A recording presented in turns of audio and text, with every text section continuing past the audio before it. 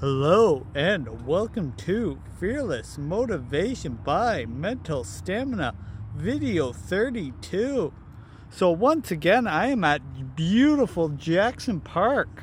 So as you can see, the gardening crew is out here getting it make look nice and pretty. So that's kind of what I like to see. The beautiful spring foliage and all the beautiful flowers. I kind of want to roll around on the grass, but then I get my work attire all. It's just because I practice so much gratitude, and it's actually quite a beautiful day. It's not too hot, and it's just the perfect breeze out here. So I'm just actually sitting in the shade, chilling out a bit, and getting a video for you guys.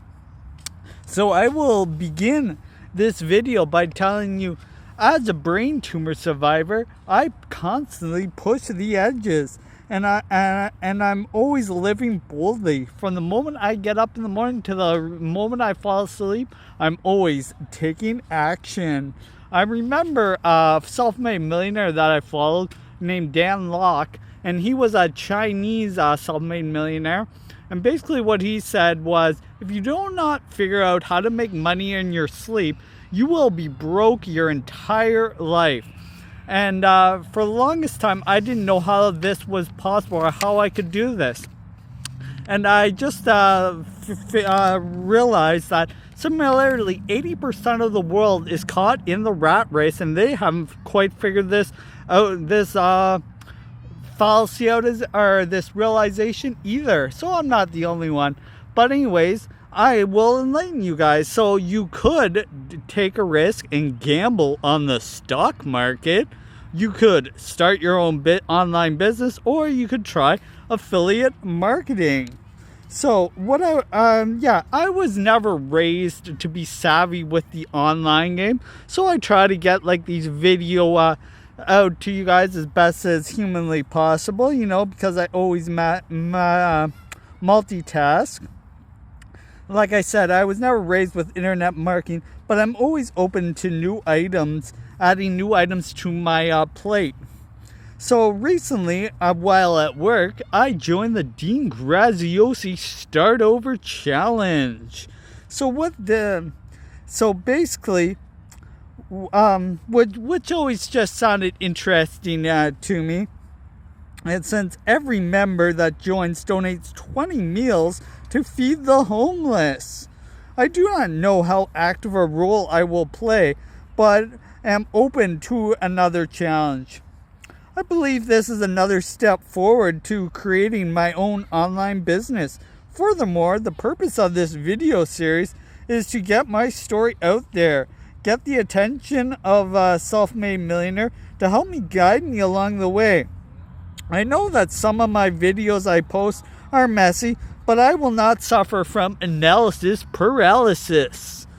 So, I will, blah. Oh yeah, everyone starts somewhere, and everyone starts somewhere, and no one is perfect. Instead, I set my mind to pursuing excellence every day. The charity angle of the challenge really interested me, since it is one of the core values in my rush of TKE. So now I will reflect back to my TKE experiences. So in this video, I will talk about how I was finally initiated at last. So in the last video, I was denied in my first rush attempt. My heart was set on joining them come hell or high water. The class I was denied from was Kappa class. I had to wait one rush class before I got another chance to rush in a new class. This was in the winter of 2012. This time I decided to focus on the charity angle as I participated in MS Walk for a Cure, Teak in a Box, Walk for a Mile in Her Shoes, and a 5K run for heart and stroke. I limited the consumption of alcohol and focused solely on the education perspective of TKE. So now I'll just inform you guys that every chapter of Tau Kappa Epsilon Fraternity has 8 executive officer positions. So there is the Preakness, who is the president of the chapter. There's the Epipreakness, who is the vice president. There is the Hypophides, who is like the ritual master / clergy of the chapter. There's the Grammateus, who is the secretary. There is the Chrysophilus, who is the treasurer.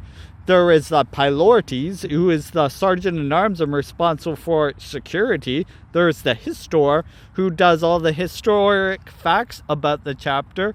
And finally, there is the Hegemon, who is responsible for teaching all the Rush chapters, all the facts about the chapter, and he handles the Rush and who gets initiated. So, yeah, so by following these principles, I was accepted to initiation weekend, where on Friday you do you have a wild fight to the sorry, excuse me, I'm bobbling my words as usual, but it's like you were invited out to the wild for a battle to the death. Obviously, I'm using a hyperbole, a gross overstatement, and apparently TKE does not promote the use of hazing because it reflects negatively on the mental, moral, and social development of young men. And people always take it too far, like people overdrink, and I know this lesson all too well. Because when you overdrink, ladies and gentlemen, it's not looked on as an amazing feat. It's just looked on as, you stupid idiot, why did you do that?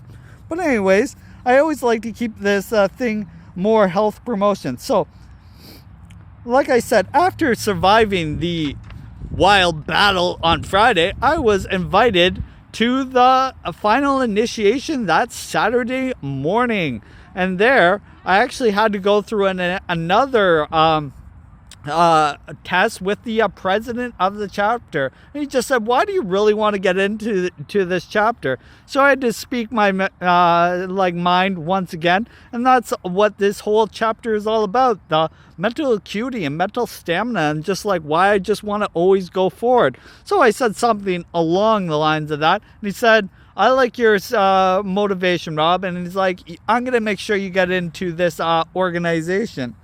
So I was in our Rush chapter, there was 4 young men, and I was actually number 85 that got to sign the scroll. So I still remember that to this day, and it was actually pretty dope when I got accepted.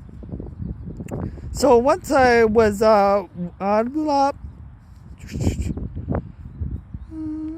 yeah, so that just about wraps up this video 32, guys. In video 33, which marks the 1/3 anniversary on my YouTube series, I will be talking about time and my future experiences with the Tau Kappa Epsilon fraternity. Until then, guys, you're all beasts, and Kaizen, baby. Ow!